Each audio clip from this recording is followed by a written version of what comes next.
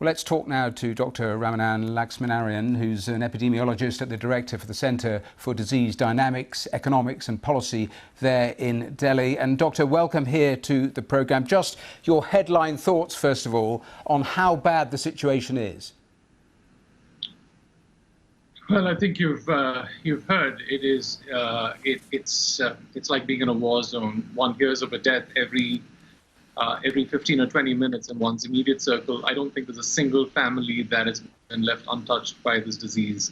And what is absolutely heartbreaking is that, people are dying for lack of oxygen. A $50 intervention that could have easily saved lives had it been available. And, again, it's also how people die, right? So it's people are dying, their loved ones are not with them when they are cremated. These are meaningful things in any society, but particularly in Indian society. And I don't think words can express what's actually going on here. It is, I was just talking to a spokesman for the BJP who was saying there was enough oxygen. It was down to the way states organised it. I know earlier in the day you were taking back-to-back calls in terms of trying to organise oxygen supplies. It sounds absolutely desperate there on the ground at the sharp end. The sharp end, there is no oxygen. Now, there are many reasons for this. There's lack of preparedness, but there's also hoarding. There are people asking for oxygen when they don't actually need it, just to be safe, when other people who need the oxygen are not getting it. That's the same thing that's happening for drugs as well. And sometimes crises like these bring out the best in people. They also bring out the worst in people, and we're seeing both of that. A group of us started OxygenForIndia.org, OxygenForIndia.org, basically because all around me, I see people dying without oxygen. Not just the poor, the rich, the middle class. Everybody is suffering at this point in time. And there's a lot of supplies reaching the country, but it is not reaching the people. And you can have oxygen being produced, 100 meters down from you, but if it doesn't get into your, into your lungs, it's absolutely useless. So this last mile delivery is what we're focused on. And, we're just a drop in the ocean. It's like really pouring a bucket of water in the Sahara.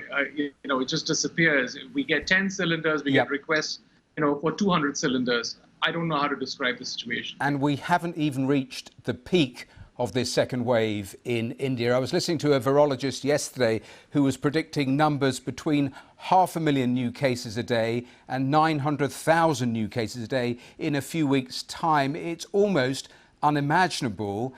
The system is really creaking already. Could it cope with numbers like that?